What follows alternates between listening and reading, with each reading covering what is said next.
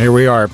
Damn it. Back again. Yeah. What the fuck happened to you, Tom, you retard? You didn't say zip it. You actually tried not to say zip it. Well, it's because what you don't understand here Look is at him, we went to go start this thing, and all of a sudden I got everything set. I hit live on Mixler, and Tom starts laughing like a schoolgirl. The fuck is wrong? See, when Crunch is in here, you just get out of control. Yeah, I lost it. You don't want him to turn around and smack you. We should have Alan in his place. Oof. Man, I got to tell you, that was funny. Thanks for calling. Thanks for calling. Yep. So we're back again. How did I get in touch with us, Tom? 908-751-0211. And please don't forget to like us on Facebook. And iTunes. iTunes. We got There a couple too. iTunes things. Which Instagram. Twitter. We're on Instagram? Who the fuck? Wow. I'm just saying shit. You know, look, you guys are the social media guys, not me. I'm trying. Yeah, Tad makes sort of an effort. But no. I really don't. I am I found, laxed. if I can interject with that, I found a thing on a page with Katy Perry on a Segway, and she falls off, and the thing takes off on her. She's running after it. I'm like, I got to grab that for something. I cannot for the life of me figure out how to get the code off that so I can put it on my own website. What do you mean? Was it like a Facebook video? So it was No, it was on Facebook. It was a clickbait on Facebook. You got to see her at the Burning Man, Katy Perry at Burning Man. There she is all dressed up as like one of those idiots on a Segway. And she looks at somebody, she goes to wave and goes to step off, and the thing just takes off. She hits the ground. And then she's running after it as it's dragging its handlebars up the road. And I was like, I got to see this. So I went to her site. It's like, I can't figure out how they link from the video off of Instagram. Oh, you can't get back. You can't get down to it. Yeah, it's, it only brings up a little code that just worthless. Sure, it's got to be on YouTube. It's possible. I got to look through there. So what was the attraction? Is Katy Perry running? Well, you couldn't really see much on her, but she had some kind of like gothic thing on from, Burning Man. Okay. Katy Perry's no Taylor Swift, but she's all right. I'll take Katy Perry over that. Ooh.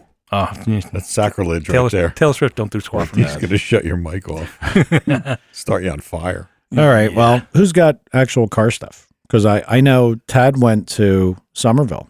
Yes, I did. And I got to tell you, it's been going on here, and I've driven past it once or twice, but I didn't realize how big it is. Like, yeah, you were saying. I didn't. Tad can. Hemmings Motor News actually did an article on it. We are the biggest on the East Coast. Yeah. Wow. Because, Somerville Main Street isn't Somerville Main Street. It's Route 28, so it's actually a major thoroughfare. And they're shocked that they're allowed to do something like that on a major road. Have a stop. Because even when the fire trucks go, they still have to come up that road. They can't take a detour for any ambulances and stuff. But so why don't we have a power and speed contingent go to one of these? I've been trying to get you guys to go. You guys don't want to do it. I don't remember him asking us to go. We did talk about it, I think, last week, or you weren't here last week. No, you were here last week. I was here. I know. And by the way, Crunch is not here. He will be calling in at some point. He will be. No, Tad had said something about going last week, I think. Yeah, I mean, he has talked about it a lot. Because I always go there to get content and then see what, the latest Ultimate Racing twin turbo Lamborghini shows up, stuff like that. And it's like, who's are the one of Mike's favorites and my favorite, the Ariel Adams showing up, and I've been trying to get my hands on that guy, saying, all right, which model is this? Yeah, there's an amazing amount of exotic and nice cars there. I mean, this is like that thing I went to where the Honda Odyssey group, guys were all chilled out over there with their mirrors under their hoods. They had a Tesla group here, but we should go. Yeah, we probably should. Labor Day was the last official day, though. Now it's just going to be stragglers. I don't know, a lot of stragglers for a while, but you just said Tesla, and yes. I just saw something that Tesla came out with a version of their car. Which one now? I don't know. I forget what it's called. I just saw this a couple days ago, and man, I hope I'm right. But I think it has 755 horsepower, and it is now the fastest car made. Well, they keep on showing the Tesla versus Mike's McLaren, the Tesla versus the Porsche, the Tesla's first, because it's all-wheel drive with, of course, it's not going to last very long when you're flooring it and racing it in the track, before you have to recharge it. But well, if it can go a half a mile. Yeah. But fuck them things, dude. They're still golf carts. I know. I know. I'm just saying that's pretty impressive. I don't think that I'd ever. They got to go a good distance, and they got to charge at a reasonable rate. They do charge at a fast rate if you got a 240, outlet or like one of their official. Yeah, but what's a fast rate? Do you even know what fast rate is? It's not 10 minutes, right? Not 10 minutes. No, it's a few hours, but it's not an overnight thing. It's like if I took it to work, I think it charges them 4 hours or something like that. Well, I think the real thing is just the battery life. Batteries just aren't there yet. Right. Yeah, I don't Once think they get better. they don't know yet. They're right? also doing the dropout battery so you can get to someplace, drop a battery off and pick up a fully charged battery. So you don't have to charge it. You just come in, swap batteries, go. I can see some issues with that because then you get a bad battery. Like one that's or you wear out your battery and you go exchange it for somebody else's good battery. Exactly. And some poor schmuck gets your piece of shit. Yeah. But I think it's the thing that you don't own the battery. It's a Tesla thing. You just come in, swap out to the new one, and they'll whatever. But if it's sponsored by Tesla, that might not be bad. They maintain the batteries. Well, there is a Tesla charging site in Somerville, right on 22 there, according to their website. Because I just looked at it. They're pretty good looking cars, and they are peppy.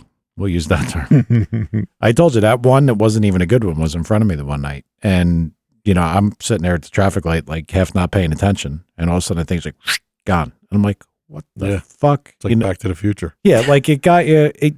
Just that moment that you're like, what just happened? Because didn't make a sound, right, and just took off. That's got to be weird driving that though. When you floor it and it just like accelerates with nothing.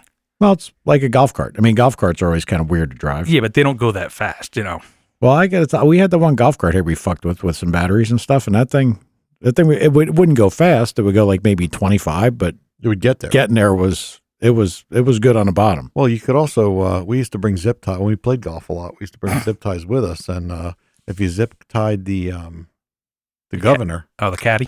No, the governor. Oh, you're talking about the gas ones? Yeah. No, I'm talking about the electric ones. Yeah, I know, but still, I think there's a governor on the electric ones too. No, I think they're just current limited. It's the speed controls. Because that was one of the things. Like when like anything else, like car guys will get into fucked up stuff. You start to look at the golf cart stuff, and it's out of control.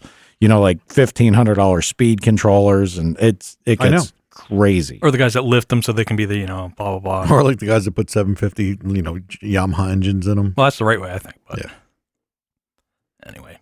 So I know I'd like to get to Somerville, and I actually was thinking about trying to get there this week, but the car was dirty. It was late by the time I got done with work, and I was like, and Tad sent a shitload of pictures. Yeah, a bunch of pictures. Like it was just one end and the other end, and they especially the DB9. Made sure it was a DB9. Then the guy just stands out there, and everybody's coming up to, what kind of car is that? And it's with Aston Martin DB9 right there. Interesting. Yeah. So I want to talk about my Durango for a minute. Oh boy. No, it's all good. Actually, that thing is pretty nice. I want to hear the stereo on that. I heard they're supposed to be booming. It is. It's pretty good. The electronics package in that thing is really nice. But Mike would be impressed. Yesterday I drove home from Delaware, and I went 112 miles at 70 miles an hour. Didn't touch cruise control. Just left it on, and it got 28.6 miles to the gallon. That ain't bad. Does that thing have all the dumb shit that like it'll follow the car in front of you and stuff? No, I didn't order that. Really? Yeah, it's available, but you didn't get that? No. Oh, I'd love to have that shit. Did you ever try it? It scares the shit out of you. Why?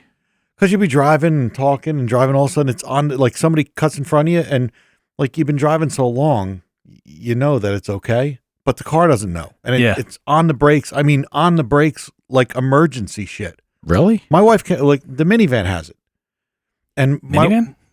The one you were driving or the other one? No, the one that I was driving, the red one. It had that, really? Yeah, thing's loaded. That thing looked like it was a 1989. I mean, I guess they just looked that way. No, it's a 07, and it's got everything. It's got front and rear radar, and it's really got everything that they offer in a Toyota, except it's red and ugly as ass. But yeah, I mean, we'd be driving. The first time it got me, like I'm driving down Route 18 going 70, and somebody pulls in front of me, and the thing's on the brakes. I'm like, what the fuck is going on? I didn't even know what it was. I just had the cruise on. Well, my friend Cody, he had an older 300, and it did have that. And I think I drove it once, but I don't think because leave it to me to fuck with something. But I think wherever I was going, there was no real way to do it. But he said it was, nice, that it worked well. Yeah. I mean, hopefully, look, this is years ago now. Like, I mean, Cody's 300 was, I don't know. Probably the same year as the minivan. It was probably maybe a year newer than that, but you would think that technology side should get better. Yeah. It should. Yeah, but what can they do? I mean, if you're going to set something up to stop you when you're too close to a car, it's be hard to modulate. The big difference between avoidance and just following. You know, like just, I mean, because as you're reeling in, you know, somebody, I guess they could think, you know, if something suddenly jumps out, I guess that's always a factor if a guy just cuts in front of you. You know, where normally you'd like just let it roll right up on and be like, but douchebag. it's not even cutting in front of you. See, I think the way they do it is, you know, there's obviously an algorithm for it, but the to break it down to simple terms, they probably use one car length per 10 miles an hour. So you're going 70 and 100 feet in front of you, which, you know, if you've been driving long enough, 100 feet in front of you, you know, it's over the horizon. Like 100 feet in front of you, somebody gets in your lane, you don't even consider it. They don't have to put their blinker on, but this thing sees it and jams the brakes till it gets back to where it's comfortable. Yeah, I guess that's true because a lot of times, like you'll cruise down the road with cruise control and the guy in front of you might be, you know, 3 or 4 cars. That's it. Yeah. Can't do that with this. Well, you would think it should measure rate of closure. Well, maybe the higher end cars do it, and that thing is just, you know, the base. I don't know. I get all that shit. I get everything. Okay. Any technology stuff, anything. Yeah, see, I didn't want to get that because all I had was bad experience with it. Yeah. Well, if you test drove something, yeah, maybe you'd know. Didn't like it. I mean, I can tell you that from the technology side, my lovely piece of shit yellow Corvette, that radio might as well be from like 1989. I mean, it's one step short of a tape deck. Couldn't have been worse than the BMW I rented. Oh, they're terrible. I told you they suck. You did. That thing was crazy. I couldn't even figure it out. Yep, stupid fucking knob in the middle and everything. I don't know why they did that. Oh, actually, that thing, everybody complains about that. All the car magazines hate that knob. What, the BMW knob? Yeah, the I whatever. Yeah, the I knob. When we went to your favorite fast food place yesterday or Sunday. I got my first ride in a Kia Optima. Yeah, you can't believe for such a cheap car what that thing's got inside it. Thing's actually got an air-conditioned glove box. Yeah. And the heated and cooled cup holders, heated and cooled back seats, front seats, everything. I was like, Jesus Christ. Well, somebody corrected me on this because for a little while, and I'm still kind of half-heartedly looking for a nice regular car. Right. You know, like just a regular, like 4-door. Beater? No, not a beater. You know, I don't want a beater. I want a nice regular car. So I looked at like Mercedes, looked at a bunch of different things. And I drove one of those Hyundai Equus things. Right. What a nice car. Oh, yeah, they are. And I mean, for the price, I would tell you that you could put it right up against a Mercedes. It's really that good. That's now, what this felt like. But somebody corrected me because I thought Kia and Hyundai were related, but I guess they're not. No, they are. They are. Yeah, but they're not. They're a portion. 40% of Kia is owned by Hyundai. Right. So I think the K900 is probably the equivalent of the Equus. Yeah. That's the upper class. Yeah. And I mean, it was a beautiful car. And they share engines and transmissions. Mm-hmm. Yep.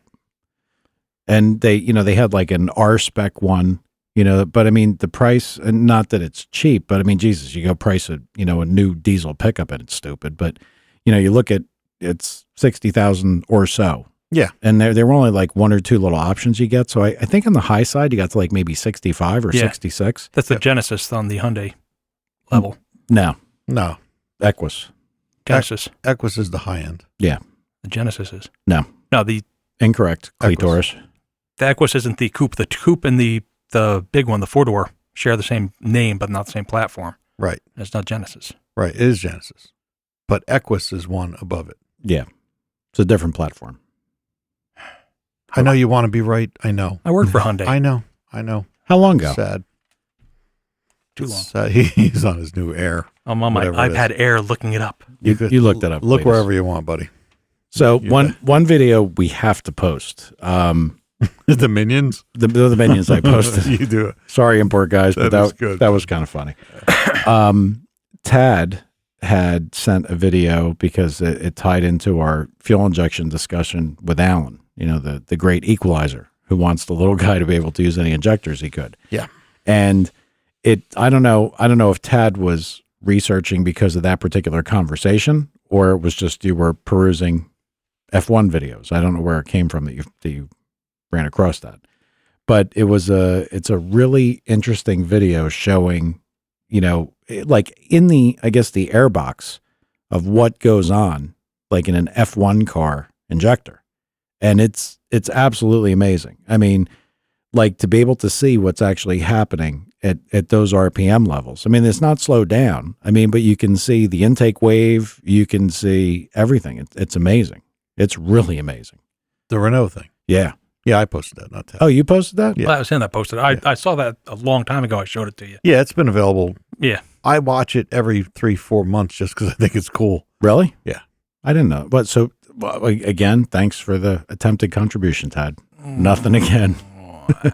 But yeah, that All right, let's go back in time a little bit, and I'll let him have the credit for it. that kind of shows exactly what we were talking about with the fuel injected stuff. And then, when we talked about all the EFI stuff in Pro Stock, there were, things on Yellow Bullet, those retards will argue about anything. Yeah. Nobody, Warren Johnson's not selling his carburetors. Of course he is, like there's 500 threads. If you're stupid, no, you're stupid. Yeah. But, And they're all stupid. Yeah. Warren is selling, his carburetors. And, he did say that they were going to be, approximately 80 down, out of the box. Yep. But if everybody's got to work within exactly the same parameters of equipment that matters, like fuel injectors, box, everything else, I think it's a great deal. It is. I think it's be fun. No doubt. And I think the tuner is going to play into it, but not really much.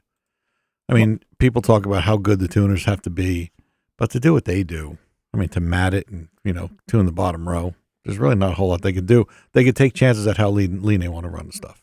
It's about, I can't, I wonder how the resolution of that thing is. You know what I mean? Like who did their box? Oh, Holly. It's a Holly box. But I wonder how the resolution is. And like, can you, like some of the fuel injected boxes, you can put the focus, like basically assign more programmable regions, like in your important area. Mm-hmm. So like, low speed, you've got a couple boxes, so it could be stupid, and then the areas that matter.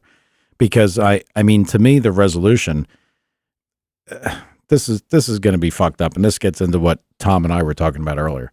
Carburetors realistically are, since they're analog, they're infinite. Yep. If you took in another atom of air, you could really pull in Another 14.1% atom of fuel, or, whatever it worked out to be. Or 14.7. Yeah. You know what I mean. Whatever that number is. Yeah, 14.7. But, Stoic. I mean, there's, and when we talked about carburetors, and I wish there was a good carburetor guy that we could talk to. I mean, I know Dan from VDL, who we worked with forever on the 2-barrel stuff. Mm-hmm. And that to me really showed how much difference there is from carburetor to carburetor. Everybody says, well, we flowed them all and we picked the best one. Not it. I mean, that's not the answer. Atomization, booster location, was everything. You could have one carburetor that flowed better, on a regular flow bench, and be terrible in power. Brake specifics bad. I mean, everything about it was bad. So when you see that kind of thing, and you see that phenomenon take place, right now, that really makes you think that the injector side of things, you really need a lot of programmable locations, I think. But I'm not sure of that. I'm not so sure. But one thing you just said, it just brings into play again how the flow numbers are really not significant a lot of the time. Yeah. Cylinder heads, people get crazy on them, intake manifolds, carburetors, and you can definitely hurt yourself with a big number. And, it's kind of tough because you have to have a certain amount of flow because you need to move a certain amount of air. Yep. You have to. Yep. But I think once you have enough flow, then it's kind of what you do with it. Yep. Know how well everything works. But I mean, you could never have a Pro Stock motor that flows 170 CFM on a flow bench. No. It's not going to happen. No. But it was an amazing variance. I mean, we could get a 2-barrel carburetor that was a good one. And like, let's say our best one or our average one, our dyno carburetor was like our baseline. We'll call that 0. Mm-hmm. You get a good one, it could be like 7 or 8 better. Wow. Peak torque and peak horsepower. You get a bad one, they could be down 30 and never miss a beat, never do anything wrong, not be too rich, not be too lean, just bag of shit. And crazy. We'd send him back to VDL and he'd be like, there's nothing wrong with him. And they'd put him on 4 cylinders, and the 4-cylinder guys, because it was a 2-barrel, they called it a 500. Yep. But they'd put them on the 4 cylinders and they'd be perfect. Yeah, they had a different intake that fed at a different pulse, or? No, I think what happened is that, and it's the same thing that happened with the plate stuff and the small carb stuff, the 390 stuff. When you're pulling such a velocity of air through, things get really touchy. So now you've got these things on a 4-cylinder, and they're not pulling quite the volume of air, and maybe it's a better area for the carburetor to work. You're not, you're really making a carburetor work outside its range when you got a 2-barrel on something that makes over 500 horsepower at, and that's exactly what I was going to say. That's exactly what the problem is. Yeah. Because you're trying to get it to work outside its range. Can't it go like supersonic on an intake that's too small, trying to suck in, which screws up the I don't know the bleeds? Do they call it supersonic? Oh, if it goes past that, that speed on the intake. I thought you were just making shit up. Word. No, but I mean, like those things, they'd actually develop manifold vacuum at wide open throttle at, over 6,000. Right. They'd actually start, because we used a power valve to pull the fuel back, so as they went to go over. I don't know. I'm really interested to see what the fuel injected stuff brings. I really am. Yeah, me too. And, you look at that F1 thing, and that's why I want to post that, where their injectors are placed. Their injectors are over the airstream. Yep. And I'm telling you, and I'd have to look back and see for sure. It was my phone, fell down. I'd have to look back. I'm pretty sure Kinzer in their fuel injectors, they had some. Look, and a down nozzle's the best. When you have a down nozzle, it's in the right place. They can be like magic. Mm-hmm. And I don't know why that is, and I don't know if it's still the case. I know it used to be, and I know if you look at most of the sprint cars now, you'll see, the pairs of fuel lines coming off. Yeah, they still do. All right. So obviously, and apparently, like the location of that, the angle of it, like the littlest bit is like magic. Like there's really a right place for it. But I remember that Kinsler made a set of stacks that the injectors were actually facing up. They were actually, and I said that to Alan, I think he argued me, but I mean, I remember seeing it because we had to order a set of bushings that screwed in to a regular injected manifold to turn it into an electronic manifold. And the guy says, well, he was trying to figure out which one we had. If we had, a direct, normal ejection, or there was a set of plugs at the top to shoot up. And I'm like, up. And that was for something like Indy. Maybe it was an RPM related thing, but I mean, now that they limited the pro stock engines, but still there's pretty good RPM involved there. Yeah, I wonder. Well, I mean, they're going to make all that stuff has to be right in view of the fans, right? I don't know. I mean, it did at the end of this year. They had to lose the intake manifold covers and carb covers and all that stuff. I would guess they're going to try to do the same thing because I would think those guys would want to play with that stuff. Well, look, these are common plenum. So, I mean, was there any rule about where injectors were placed? No. I don't know. I don't remember. Mm-mm. I didn't get into reading that depth. I don't believe that. I don't believe there was. So I mean, and it's going to be interesting to see about manifold designs. Are they gonna do an LS type manifold where things wrap around to try to make the runners longer? They might have to. I don't know because they're not. Do they need the volume? Is what you're going to say, right? Yeah. Do they need the volume? Do they need the length? They need to be under the hood. Yeah. I wouldn't think they want the length because you need that for torque, not for the high end that they were at. But well, don't forget that motor that Alan was working on, that thing that the same one that's in Brian's older Trans Am. That's an LT1, the reverse cool one, and they had a little tiny short runner. And GM back when they did that, they called it untuned. And when you went from like the conventional, I guess it was an L98 style of GM fuel injection, the ones went underneath, they crossed over underneath, and then they had the runners on the sides. When you drove one of those things, they felt fantastic. Just driving around, like just touch the throttle, like, they felt like they go 1,000,000 miles an hour. That was a 2-stroke sound effect you just used. What? Yeah. you pull out on the highway, you mat the thing, doesn't go anywhere. Yeah. It's no different than if you used quarter throttle. Yep. Now, Brian's LT1, that Trans Am he had, that thing felt like more of a real motor. Had a nice power curve, a little bit dead on the very, very bottom. So I'm like, and I had said it before, and I'm curious to see if, I don't know if it's a direct proportion, if you're going to be able to take a somewhat dry manifold and apply your current runner thoughts to it. Plenum, all that stuff, I think that was for field distribution, plenum capacitance. I think a lot of that's going to go away. I'm really curious what's going to happen. Could be. I'm anxious to see, when they first hit the track with this stuff. I thought a lot of that was just so to have the carburetors meter the air, you needed the plenum.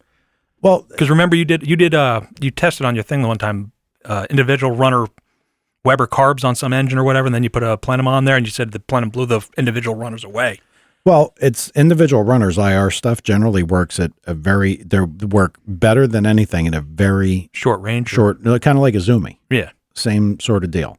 And I'm sure what that is, it's the plenum capacitance is exactly what it is. That if you're giving that particular runner more carburetor than it has if it was an individual.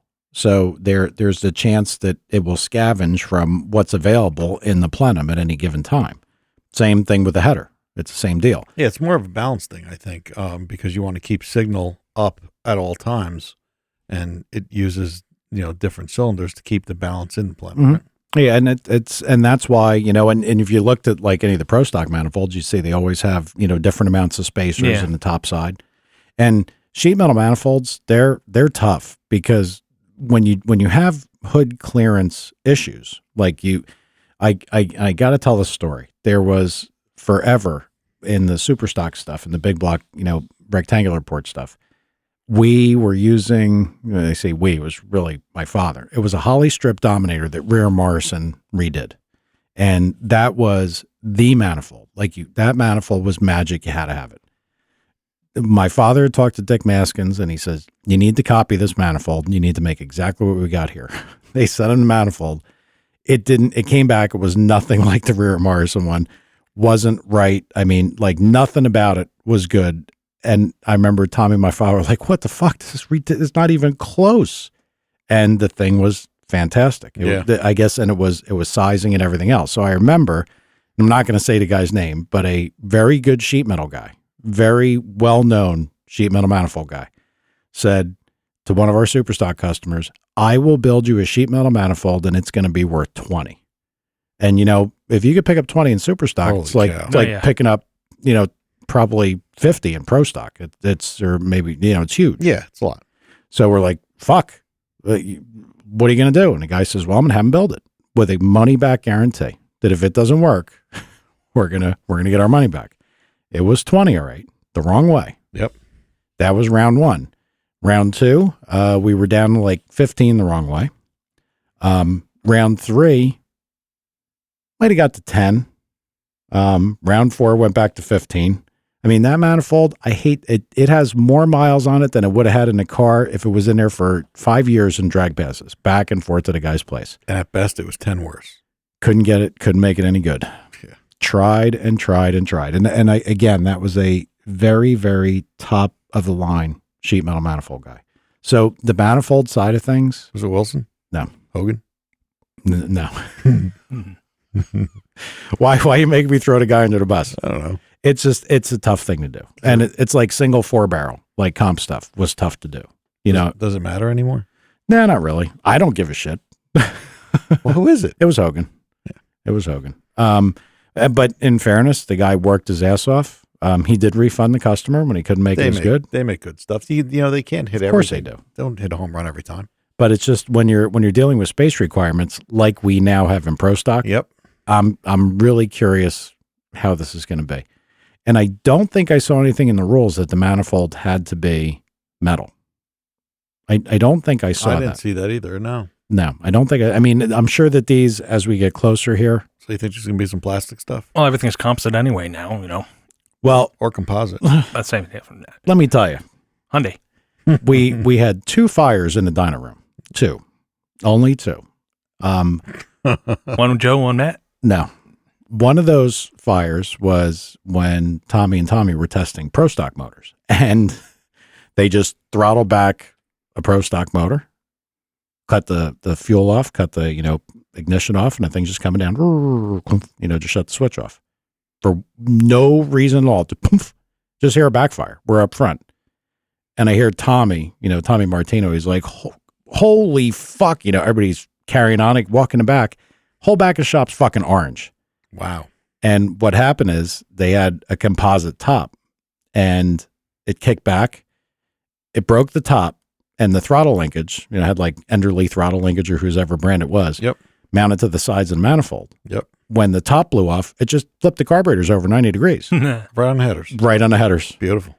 And that thing lit up and it was crazy. I mean, we were hosing a roof down, everything else, but I don't think they're allowed to have composite manifolds anymore. They may not be. I don't know. But that was, whew. I guess they wouldn't be allowed in your place. I still remember that because fire was no joke. Yeah. No joke. Fire. So did you hear about this Dan Gurney at 84 years old Oh yeah. patented a opposite rotation engine? He received a patent for it. Calls it moment canceling 4-stroke engine. What? Moment canceling. Listen, the retard hillbillies were trying to get away with that for years. Yeah, years and years and years. But you did it. You got impounded so they could make sure your motor's spinning the right way. No. This is a motor with 2 cranks in it, Really? and they spin opposite directions. I've seen them before. Really? I seriously How could you have have. seen it before? Because that's old. He just patented it. They didn't patent it, or they just let the patent lapse. But Wow. Well, Tad's very good at this antique, weird, strange shit. Explain, Tad. Yeah, go ahead. well, that's a engine that doesn't have a cylinder head either. Well, this one has a cylinder head. See, it's a different engine. So what does it have? 2 crankshafts and a common output? They're geared on the side, and it has a cylinder head and cams and everything. I don't know. I'm trying to figure out and understand why moment canceling is important. I guess we need to read about this. Well, I don't know either, because the reaction of the torque through the car happens, like Corvettes have no torque reaction, because they're the way the driveline is, independent rear suspension. The differential's bolted to the car. Yeah, the differential is essentially connected to the back of the motor. Neither one can rotate. So I don't know what that would do. Don't know. I'm going to read about it, but I thought I'd bring it up because we have no content for today. Yeah, we really didn't do too much prep. Crunch is going to be calling in at some point. 908-751-0211 if we're anybody's hoping. listening. Yeah. Hey, it was what? Genesis what? Genesis Hyundai. That's the top line. No, it's not the top line, What? douche nozzle. Yeah, it is. No, it's not. Mm-hmm. It is not. Mm-hmm. Don't you want to hit him with Well, a I mean, hammer? look at him. He's like, with a smug little look. Listen, Just snark, because you're saying it doesn't mean it's No. true, Alan. it's called an Equus. Mm-hmm. What do you mean, uh-huh? Whatever. Wow. Look it up. What I language did. was that? It's the Genesis. It's not the top of the line car, unless they discontinued the Equus when I wasn't looking. Probably. You should look at that Genesis R. That is a cool car. Yeah. The 4.6, 400 horsepower deal. Yeah. 420. Yeah. The Equus is too big. I thought it was absolutely beautiful. Yeah, they are. And if I really was serious about buying a car, I probably would have bought that before the Mercedes. I really probably would have. And I know it sounds pretty stupid, but I probably would have. No, it doesn't sound stupid. So what the phone system's not even on? No, it was on, but it wasn't set to auto answer because I'm stupid. Not the first. What did you find, Tad? Oh, I'm looking at the Genesis. All right, Tad, talk for a minute. I'm going to use the real Google and show you what an Equus is. Go for it. Anyway. So what else? What? What else we got? I know Tad has brought in his copy of Mad Max, the movie. I can't cut it apart until Mike sees it so he can agree with me on how wrong it was. Did they at least keep with a good car theme? Was the car stuff No. Really? I mean, the cars are all there. In the Mad Max, or I mean, not the Mad Max, the Mel Gibson ones, the cars all had reoccurring spots. You knew the cars, you knew who was driving what and blah, blah, blah. This one, you saw that car's cool, smash, crash, whatever. And his car, right off the bat, got destroyed. And he got caught, destroyed. And then he's captured and he keeps on going, that's mine. That's mine, All right, Tad, you've been saved. We have a couple callers here. Yeah. Good, yay. Hang on a minute. Answer resto. Answer rest stop. Stop. Oh. Daniel? Hey, Hey, man. how's it going? What's up? What's up, chap? I just wanted to say Tom had an incredibly sexy voice. What's going on, bro? Oh, nothing much. Just wanted to call in and say keep up the good work. How you feeling? Oh, I'm alive. Good. Obviously, Tom knows this guy. Yeah, I know Dan. How do you know this? Yeah. Clue us in? He's a fighter pilot. Is he really? Yeah. He's legit. He is. Yeah, the computer game that. Yeah. Douchebags. I didn't lie. No, he's a cop up in on the island. Why can't I think of the name, man? Martha's Vineyard. Martha's Vineyard. Think of how bad the crime is on Martha's Vineyard. The mean streets of Martha's Vineyard. Jesus. He pulls over to Kennedy's and shit, you know? They hate us because they hate us. Yeah. He'd be like, hey, I'm pulling you over because your car costs way too much money. Yeah, I imagine you see a lot of nice stuff up there, huh? Oh, yeah. I mean, I don't know a whole lot about one really old Ford drove by yesterday. I wanted to get a picture of it. It was absolutely amazing, pristine condition. I mean, people got some serious wheels up here. Yeah. And money. Serious. Well, I'm glad to hear you're doing good, bro. And I'm Yeah. I just wanted to, you still have a sexy voice, brother. Thanks. Hi. Keep Thanks. Good work, guys. All right, man. All right, thanks for checking in, buddy. Yeah, no worries. Later. All See right, ya. later. Guy likes you. He back in the day, he and I were both on this this gaming team, and first person shooter deal, and You're really making it sound a lot better. a lot of fun. Well, it was fun. We used to kill people, Uh-huh. a lot of them. Okay. I think next caller is this Crunch. Dude, what's going on, fellas? What's up, man? Please tell me you have something, because we really got nothing today. James, Well, I was listening to the show the whole time as I was trying to call in, and it kept telling me the number was disconnected. You didn't activate it. But I was listening to you, Mike, and I'm telling you, this show that we have is so informative. This is a great show, bro. And this is coming from one of the hosts that's listening, and I can't believe that we get into so much depth of carburation, atomization of fuel. You can name all the things, man. We talk about a lot of stuff. I was sitting here listening for so much, I had forgotten I was supposed to call in. Well, we got into, and Tom and I had a little bit of discussion about it too. I know a fair amount of people. And I mean, there are people that are still relevant today that I could call to be like, hey, look, do you want to come on? Do you want to talk? And even on the entrance page, we said, look, you're going to be surprised at the people that we could have call in. But it gets a little tough. I mean, for me, I don't give a shit. I'll just call them up and be like, look, do you want to come on? Do you want to talk? I'd like to talk to you about this. And I mean, I should probably give like somebody like Tommy Martino a call and talk to him about the pro stock stuff. See if he, I know that he doesn't do a lot of the pro stock stuff anymore. no, but he still knows a lot about it. Yeah, absolutely. So, I mean, we can get guys like that. And the people that I've known, like my friend Robert Jessel, I mean, there's a lot of people that I could have call, and same with Tom. But you get into this, like I said to Tom, I said, hey, what about so-and-so? Can you call him up? And he's like, fine line. Yeah. I don't want to call him up like I'm the guy that, works for the company he works for and then says, look, I need you to call in, because Right. it's we're going to restructure a little bit of this and try to have some people on, because I only know so much. And honestly, I'm not as relevant as I used to be because I just don't do it. Oh, don't sell yourself short. Yeah, but I'm not like, The knowledge is applicable no matter what. I don't know, like the new Ellis stuff. I mean, like it's in my car. It's an air pump. And I've seen, but I mean, like, you talk about like the manifold designs and the different things they've got, you get away from that shit and it's just different. But certain things like, I always tell people that the best learning that you can get and the best education in any of this stuff is watching all the different things that people go through, like with that 2-barrel carburetor thing. That taught me so much about why carburetors work and how important they are. And that carburetor thing got a little deeper because it wasn't just booster location, because you could have 2 piece of shit carburetors.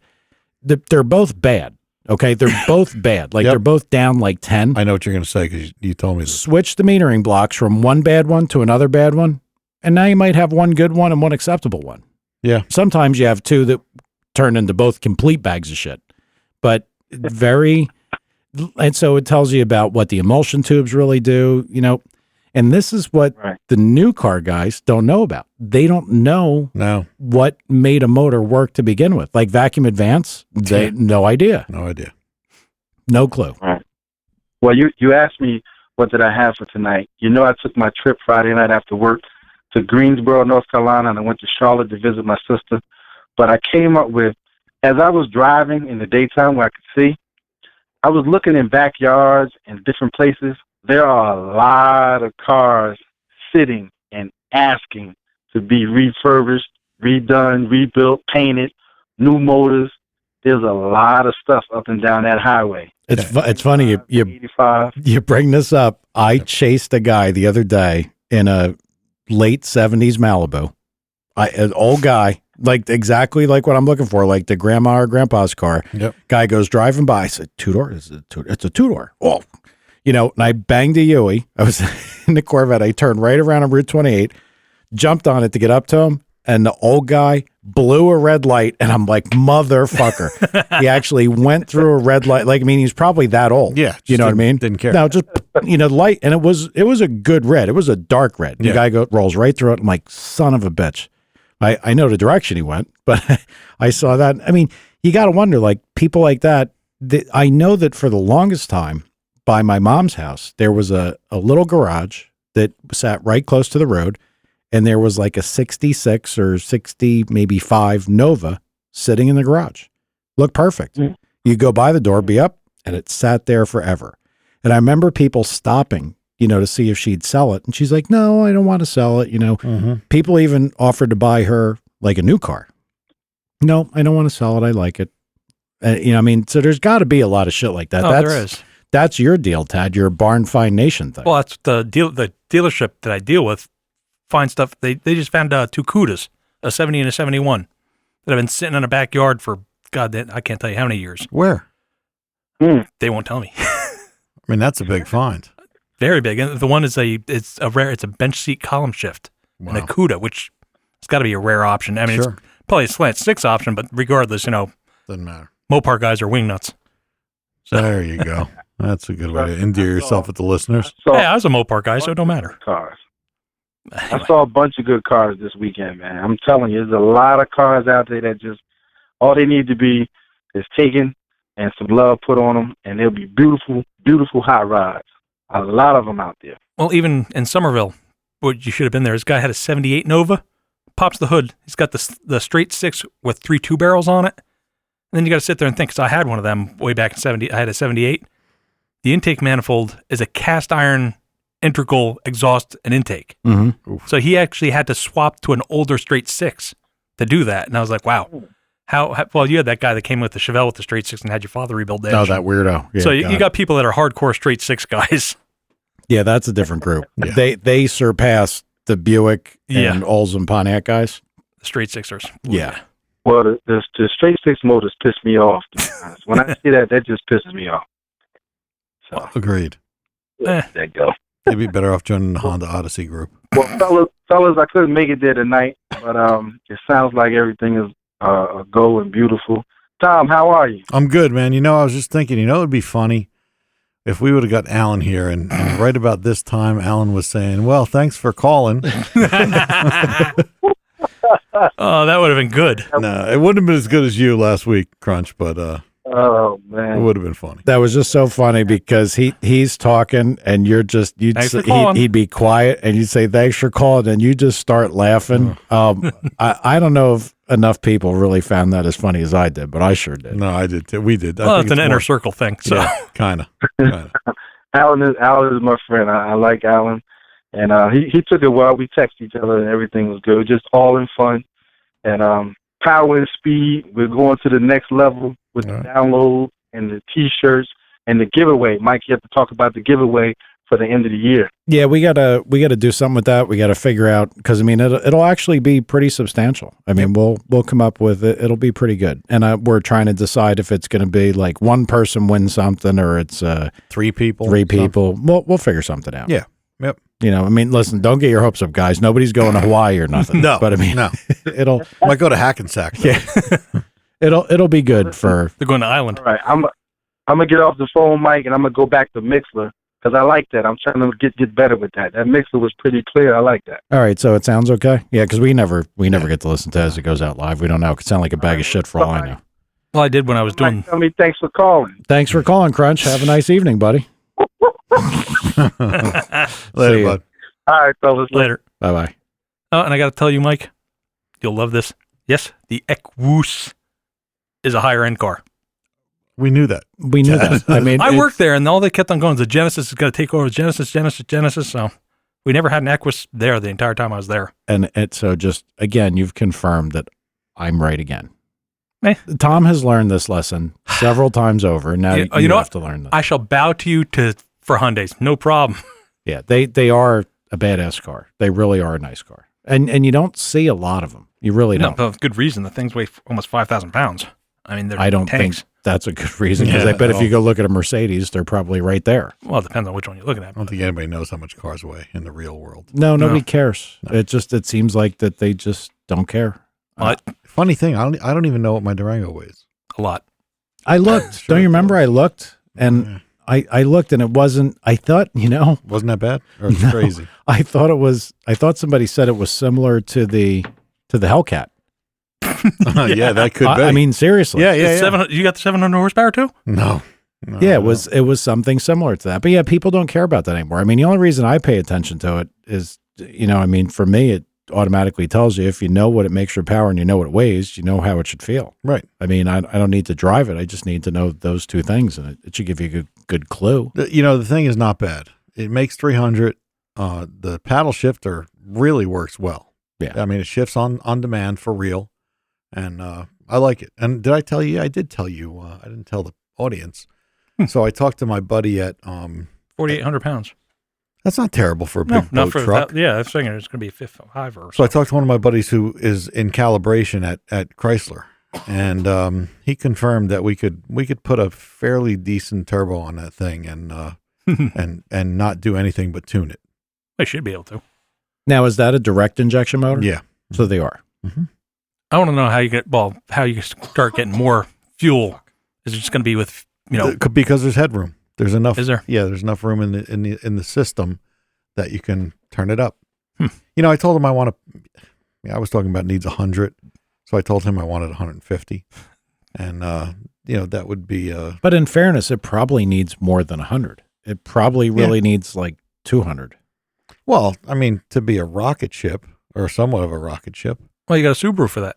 Yeah, exactly. Oh, wait a minute. No, but I mean, Friday. if you look at, something, I'm trying to give you a parallel. I mean, it's a goofy example, but like, The V10 pickup truck? yeah, they were, SRT10s? They were dumb. Yeah. I mean, like take, a perfect example. It's a diesel, but take the Excursion. Yep. In order for that thing to be kind of what I would consider nice to drive, it needs to make the power level that it makes. Now they rate that, I think with this one turned up, I think they call it that it makes like 450, or maybe 500, something like that. But it makes a stupid amount of torque. Well, torque is what makes you move. So Yeah. But I mean, that made it fun. Now, granted, the Excursion's much heavier than that thing. Right. You You have a gearbox that, the automatic trans, I'm sure first gear is probably short as hell. Crazy. Yeah, it's probably, so that helps too. I mean, Yeah. gear is your friend. It's 8-speed. now you got the 8-speed in that too? Oh, it is an 8-speed. Yeah. Mm-hmm. There you go. I think with 150 more, I think it'd be a lot of fun. Yeah. And with a turbo, it doesn't affect fuel mileage. And See, the double rims and Shut up. that's one thing that I'd really like. I need to learn a little bit more about it. I never knew how the newer diesel injectors worked. I mean, I knew that how a diesel itself worked. Fuel pressure basically overcame cylinder pressure, timed, and it pushed fuel in. That's how it worked. Mhm. Well, the new electronic diesels, it's the only thing that in the one that I have apparently, and I might have this a little fucked up, but I know about how it works. There's high pressure oil. The high pressure oil actually is what's used to force the fuel in. Yep. Like the fuel kind of rides in a rail, like lower pressure rail. yeah, but is it a piezo or whatever injector or I don't know. you don't even know? I know there's still a pentle, so it forces past, and then I guess when compression comes up enough, it's like a one-way but check valve. it's a common rail, so it's got to have some kind of timing. Well, yeah, it is electronically timed, but what makes the injector fire isn't the fuel pressure; it's the oil pressure. Forces like a piston that the injector gets a charge of fuel, and I guess the piston's at the top, and it's got a disc or some shit, and then bam, the oil forces the fuel in. Yeah, but you still have to have something that lets it go because it's always that constant pressure. Yeah, the pintle. Yeah, but what holds the pintle? Because you have a common rail that's always got that pressure. Well, the pintle's like a one-way check valve. Yeah, but it's a one-way check valve with how much pressure against it always. No, but that's what he's saying. Yeah. There's pressure against it always, but then the oil, the hydraulic, I guess input to each injector is timed. But So it's what is letting that go? You know what I mean? There's got to be a switch somewhere. Well, yeah, of course there is. I mean, that's what fires. So it is an electronic. It's got some. It's working against a ton of pressure. So what is like that multiple times a second? What is that? Pressure switch? I don't know because for whatever reason they felt it was a better way to do it. At least Ford did. Right. To use the oil as the vehicle to force the fuel line. Right. But now when you get into the gas direct injected, I imagine it must operate at a very high pressure. It does. But I mean, it probably doesn't need to be as high as the diesel stuff is. How high is diesel? Because I want to say the car stuff is a couple thousand psi. And I'd be willing to bet that, and I should know this because they had it in KPSI, like KPA. what you had to see, KP, kilo pound. I think it had to make 500 kilo in order to start. And then I think it had like 25 or 2,600, but there's mechanical advantage there because I think that, the piston is pushing down on, it's a varied displacement. Yeah. Like a brake system. Yep. So but I mean, what this all comes down to is I don't know what the direct injection offers. 2,200. Okay. So it's pretty similar. Yeah. Now, is the timing, I guess, is super critical, injector timing. Incredibly critical. Right. That's what all the tuners tell me. It's really critical. Makes sense. But I think it's just the opposite of what you're thinking. The pressure is what allows them to be that critical. It's not that they wanted the pressure and it in turn required them to be critical with injector timing.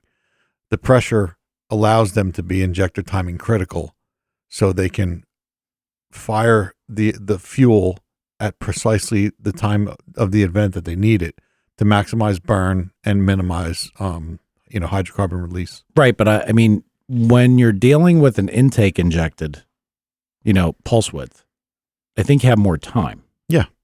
When you're dealing, because again, that critical point to not start the flame front ahead of time, because it was funny. I was listening to something and they were talking about, the Mazda Sky Active, stupid name, but that's there. But if you go look, sounds like a radio. Yeah. I don't know how they came up with that. Who knows? But if you look at the Wikipedia page for that, some of those motors are like 13.5, 13.7. He said Wikipedia. Yeah. You mean compression? Yeah. Yeah, they are. They are. Well, we're not arguing this point. All I'm saying is the pressure more than it doesn't, it allows the pressure is allowing them to utilize the fact that they can be really accurate with the timing. Okay. Right. And I get that. But what I'm trying to get at is you say the injectors have headroom. Do they have headroom because they work like when they tune these things and need more from the injector, do they go up in high pressure? I think they fuel pressure. I think they go up in pressure. Yeah. And I wonder what that window's like, because we knew that you could only open an injector under X amount of pressure. Given your situation, I mean, that's you had a window. You couldn't be any more than. Well, that. It's probably a little bit of each. You got to remember if they're making power in these things, they're putting camshaft in them. So you can account for some earlier valve event, some more duration event, and you can keep the injection event a little bit longer and up the pressure. But you see, really, would you keep and I see that's something I don't know. I'd have to think about that, because if you had more overlap, or you had, well, I guess really in the firing event, it doesn't matter because everything is in fact closed. Oh, yeah, that gets to be. And they're rollers now. They've been for years, so you can really the cam action is a lot easier extremely to work fast. with. Yeah. Well, it just seems to me like you have such a short window to fire that injector to get that quantity of fuel in. That's why the pressure's so high. Yeah, well, they're talking 14.1 compression too now. Yeah. Yeah, a lot of, and that's where the mileage comes from. That's really better strike. And the direct injection. Look, when there's nothing that's more fuel efficient than a perfectly tuned race motor. I mean, they make they're fantastic. Yep. That's what brake specific fuel curve is. Yep. But they're efficient only where you want them to exactly that one box. Everywhere else, you're getting three. Piece of shit, right? Yep. So what really happened is the fuel delivery mechanism allowed you to use more compression and now allowed the motors to become more efficient. That's really, I mean, that's why diesels are good. People don't understand why diesels are good. They're always running it like lean best. Yeah, they're always lean until you overfuel them. Right. Then they're smoking. You know? Right. So people, I mean, I can't tell you how many people don't know that diesels don't have a throttle body. They don't have a flapper except for a runaway valve. They don't have anything. When you give a diesel more fuel, they accelerate until you get to the point that you put in more fuel than they can burn, and then they get what they call coal rollers. Yeah. Well, that are like when they tell people don't start that thing with ether because the thing can if it puddles up in the air filter, that's it. The motor's got a fuel supply, and it'll just take off as soon as it fires up. Oh, I can tell you. Listen, I've started that excursion many, many times. Not only have I started it with ether, I've kept it running with ether. Like especially like troubleshooting a thing. Wow. You soak the air filter up pretty good, and then you crank the thing, and it's like, and then it goes, and you just keep sitting there and shooting the air cleaner, and you can keep the thing running. That's crazy. Yeah. But yeah, people blow them up. They have all kinds of stuff. But that's, I think that it's fantastic because compression is your friend. Sure. The only place it hurts you is at the fuel pump or, in the pocket if you had a mistake with ignition timing. So if they can have these things up 14 and 15 to 1, that's a nice chunk of free horsepower. And they're also saying, they love boost. So there you go. I wonder, well, they shouldn't like boost any more than anything else. Yeah, you don't have to worry about a pre-ignition though. Yeah, well, that's true. Yeah, I mean, they're running pretty heavy boost at 12 to 1, static. Yeah. Which unheard of, a couple of years ago. Yeah. Everything had to be at 9 to 1, 8.5 to 1. Now, ironically, there's no drag race stuff that's using this. There's no direct DI. Yeah. It's still too new, I think. I mean, in super stock, I would imagine they have to be. Yeah, they probably have to. Yeah. Well, I don't know if they have to. I don't either, but I mean, the new Camaro has it now. So is it on the V8 or the V6 only? I think it's on the V8 and 16. Oh, all right. Yeah, because I was looking at this. What if you want to race a pickup truck? Yeah, they've had DI for 3 years now. Yeah. What did you say? S-Spud? Yeah. Idiot. L-Cam. Yeah. No, I'd like to learn a little more about that. Do you have any of your guys that are? Yeah, probably. I mean, because one of those guys, you could be like, look, you want to call like you talked about the one guy? Yeah, Howard would be good. Who's Howard? Howard at Redline. Okay. Yeah, he's a DI expert. Yeah, he could really tell us, what's up, and he's really tight with some people at GM, so he's pretty on the cutting edge as well. Okay, and that would, I mean, I'd like to know. Maybe I'll try that for next week. Yeah, I'd like to just know more about it. You don't have to sign off on you can't let the information go until it's public. No, he's good. You know what else I would like to get a carburetor guy in here. Funny thing, my brother just sold his car, and I don't think he sold it because he wanted to sell it. He could not get this thing to run right anymore. He had a bone stock 750 Holly on it. And my contention has been for a couple of years now that the carburetor doesn't realize how it's supposed to work with fuel that has 15 or 20% ethanol in it. So you either have a lean pop if you run it just the way Holly builds it, or you got to run it so fast to cover up the lean pop, and then it's a piece of shit. Well, there's my irrelevance again. Sorry. You're so fat. I think I said fast. Yeah. I think when we were using any of the pump fuels for Brian's Circle Track stuff, the initial 2-barrel stuff was 9 to 1. Yeah. And we used to stop at Amoco, which they're now gone. But we get Amoco pump premium, and that's what we use. But that was conventional. Didn't have ethanol in it. I don't think it had ethanol Everything in it. does now. Yeah. Between 10 and 20%. Well, either that or that they make the carburetors specifically for ED5 now too. So. Oh, I didn't know they did. Yeah. That's why all the guys doing the turbo through a carburetor, hot air, are they're making over 1,000 horsepower. Blowing through that carburetor. Well, yeah. I mean, I know. There's guys that do carburetors for ethanol, right? But I mean, Holly, if you buy a 750, they don't have an ethanol carburetor, do they? No. Well, it's like CSU and a couple of those companies modify them for you. Yeah, I bought one from CSU for Rudy, the guy that called in. Yeah, I think, and I don't think we really have it here. I mean, I haven't seen E85 at any station over towards Newark. I think has it. There's one in Elizabeth. And one in Elizabeth. Because Junior goes there all the time to fill up his GTR. But isn't it jerked off? Doesn't it cost a ton to make that stuff? I don't know. Well, it's a different show. It's less a gallon, but the thing is, you burn twice as much. Yeah, I mean, I don't know. Yeah, the people say that. That's a political thing. So yeah, people say, oh yeah, it costs corn and sugar and we blah can't blah blah. eat the food because we're making it into gas. Yeah, but I think that's all horseshit. I mean, no, I think it is. They wouldn't be selling it if they weren't making money on it, right? And it's less than gas, a lot less. So, but you burn twice as much of it. So yeah, but they don't care. Out. Yeah, equals out. The people that make it don't care. They want you to burn twice as much. Well, yeah, the 10% thing, I'd be curious. I mean, never had an air fuel meter on one to know what it changes. And I mean, most people that are tuning, that's what they know for fuel. I mean, can you go anywhere now and get ethanol fuel? I don't think you can.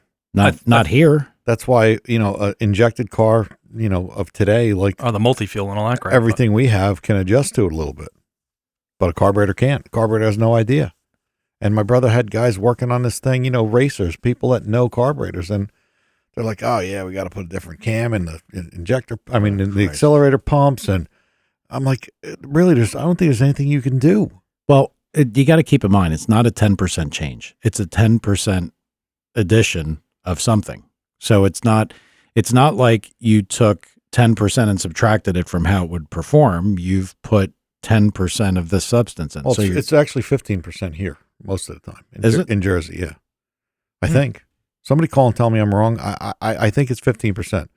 Every pump that I've looked at, now that I think about it, I think the pumps, don't they say contains at least at least 10%? Wow. Especially Hess used to have that and everything, didn't it? Yeah. So, but I mean, think about it. You're putting, let's say 15% of alcohol in your car with a carburetor. Now, if you got an alcohol carburetor, the jet sizes are like 15 numbers bigger. Mm-hmm. So if you put 15% in, there has to be some change. That, and it's not always that, because when Junior was going to do it, which gas station you want to go to, because some of them don't have as much ethanol in the fuel, and it affected how much boost you can run and crap. Well, like they have Pocket E85 testers now. Yeah. The guy B-Doc, who listens on Mixer all the time, he said that it's between 10 and 15%. I think what happens is some of that's seasonal variance too. Yeah, it is. It is. Yeah. Yep. But I don't know. I never even gave that I guess with the injected cars, it doesn't matter. It sorts itself out. But carburetors. Wideband reads it, and they needs more fuel, it gives more fuel. It's the older injected cars that have a problem with it because they don't understand what it is. Right. And I guess, with the flex fuel vehicles, I guess they'll take E85. They'll take regular. They'll take anything. Yeah, they'll run on anything. Yep. But like I said, I know that a lot of circle track guys, there was a big fight about this. These retards at the circle track. They all the crate engine guys, when you got a limited class, they look for everything they can. Sure. So they all wanted to use E85, runs cooler, makes more power, everything's better about it. And then, the guys were, and their argument was it's commercially available fuel, anybody can buy it, and it's cheap. Mm-hmm. Kind of hard to argue with. You got a blower on your car? No, right? No. On what car? On the Corvette? No. It's just a big engine. Because you can, E85 wouldn't help you as much, but Howard at Redline, they do conversions all the time where they have a switch. Because all the flex fuel vehicles have this switch. So it bolts right in and integrates into the computer. It would integrate into yours, and you could actually have a two-tune system. And is that what it is? Yeah. Really? Yeah. Well, now, because I never drove a flex fuel vehicle, is there a switch? Or does it just know what you have? Oh, no, it knows. It's a switch, but it's automatic. Okay. I don't know if it reads the fuel or if it just knows once you go real lean that you put E85 in it. I have no clue how it works. But there is a switching mechanism that you can put. Howard puts them in Corvettes pretty much all the time. Because with supercharged stuff, you could make a ton more power on E85. Yeah, well, boost the hell out of it. I couldn't get anywhere. Hang on, we got true. Got another caller here. Hold on a minute here. 609 area code. Huh. Not very far away. You're on the air, buddy. What's up? This is Brandon B. Doc that's been listening in. Hey, man. How are you? This is the guy that was cracking up at the Thanks for Quality One t-shirt. That's good. Now I got your number, so we'll definitely keep you informed on the t-shirts. Yeah, down there, you're in where? In South Jersey?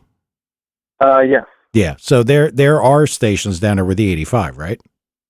Not many. Probably the closest is somewhere near Acco Raceway. Yeah. And then I got another one right across the bridge in Philadelphia. Yeah, Penske has them. Yeah. Yeah, I've never seen that stuff anywhere appear at all, ever. I mean, I don't know. I mean, Ted, you said what, Elizabeth? Something like that, because one of Junior's guys, he tuned it a dual, one for ED5, one for that, and because he's like right next to the ED5 station. I was like, oh, that's a goddamn 20-minute drive for me. What the hell would I want to do that for? But with the E85, like the flex fuel stuff, that the sensor, it sees the amount of alcohol content in the fuel, and then it switches the map for the computer. Okay. So it actually reads that there's some kind of sensor that actually looks at the fuel. So that's what I was wondering too, because if you put a half tank of gas and you put a half tank of E85 in there, you have some kind of odd mixture. Well, there's probably an overlap that like one running towards the richer side would handle X amount, and then the other side could be lean enough to handle the other side. You know what I mean? There's probably a good overlap period so that you probably get to a point where it says I could use either. Yeah. I could use either map until you were really heavily E85. Now it's pretty neat. You see, these are the things that, like I said before, when you don't do this stuff anymore. Yeah, we don't know it all. You don't know it all. No, that's interesting. So Brandon, what do you have something that's flex fuel? No, but I know a lot of guys around here that run it, especially like the GTRs, Porsche guys. Yep. I'm straight gas guy, gas or race gas. I don't mess with the. What do you drive? All that stuff. I have an Acura NSX. I have a back half Toyota Corolla on building 80 with a non-rotary. It's actual 4-cylinder turbo motor. What 4-cylinder? The 3TC. Oh, okay. Yeah, I don't know what it is. A Toyota. I got to stop you. Real quick. I had a Toyota. What kind of car is it? Is it a Corolla? Yeah, it's a Corolla. Oh my God. I had one of those things. I don't know why the hell I ended up with it. I don't know where I got it from, but that thing had a 3TC motor in it. I beat the shit out of that thing and I could never break that thing. Yeah. Never. I forgot about that car because you guys around here aren't going to know, but during a much younger day. I think I remember you having it too. Yeah, it was wondering how the hell's he got that thing. Yeah, and the funny thing was the clutch went bad in it. It was stuck on. So everywhere I went, I started it. Like I'd stop at a traffic. Yeah. I mean, I drove it like that for a year. But that thing coming home from actually Krachen's house, like right there was another kid that lived right down the road that we always used to go to his house. His parents went away every weekend, so we just get drunk and mess over there. I'm coming back. There's a railroad track over there. And, half in a bag, you're not paying attention. I must have jumped that thing like 30 feet. The suspension was all bent in it. Oh, my God. That's funny. That's exactly the year I had. Exactly. So you got a back half one. Yeah, I'm building it now. And then I also have a race chassis with, I know you guys are going to hate me for this. I got a big block Pontiac, but, No hating here. Is it going to chase the goat? Yeah, you don't sound like a weirdo. Or the crow? Old school Pontiac, though. Yeah, that's good. That's cool. And what kind of car is that in? I have a tube chassis. It's actually it's for a G body, but I got to figure out what body I'm going with on the actual chassis. So, Got it. Can you buy like all G body components now? Like to build, like if you had a chassis, can you buy like G body parts? I mean, can you buy like fenders and can you still get that stuff? I think one of those National Parts Depot or one of those places that have the parts to restore cars. I think they still do. Interesting. That might be a way to go. Maybe. Yeah, be an easier way to go. It's easier to get one. I mean, you probably still need the back shell, right? Yeah, firewall back. Yeah, with a VIN number. Mm-hmm. But that shouldn't be hard to get. Yeah, because most of the time you can just get the fenders, the hood, doors, the trunk. Well, you gotta watch it because I went up. I got a Vega wagon, and there's rusty stuff, and I was looking. You can't even get the fiberglass stuff for them anymore because there's just who's taking away a Vega anymore. They're all rotted away. Exactly. Why would you look at one of them? There was a V8 wagon, V8 Vega wagon. It's like I picked it up for $700, and then I couldn't find nothing for it. Mute him. All right, Brandon. Well, it was nice. Thanks for calling. And Tom, I'm going Oh, to... yeah, you hit me with the thanks for calling. I see. Oh, Hey, post Give me- your cars on Give me the sorry. pen and notebook. Yeah, I know. on Power and Speed. Post your cars on Power and Speed. I'm throwing pens around and shit. Post your cars on Power and Speed. Let us take a look at them. I'll try to get somebody to post them. I don't have Facebook or anything. So. Really? They say. He's like Mike. That's I'm old school. Yep. Old school. That's there all you right. go. Good. I'm Listen, a young guy. But Okay, put it on MySpace then. that Facebook shit is evil. I mean, God forbid you're no good. I that's why I don't really have a real profile. Fuck all that. I'm right there with you, buddy. All right, I got your phone number, so I'm gonna call you and you're gonna be getting a shirt as soon as we're ready. All right. Well, All right. if you have my number, I can send you pictures over the phone. But That'll work. All right. Yeah, Okay, that's we cool. can Then post them. we'll put them up. Yeah, Tad'll put them up. Yep, we'll send you a text. that works. All right, man. See ya. Thanks. Good dude. That's cool. Yeah, yeah. Thanks for calling.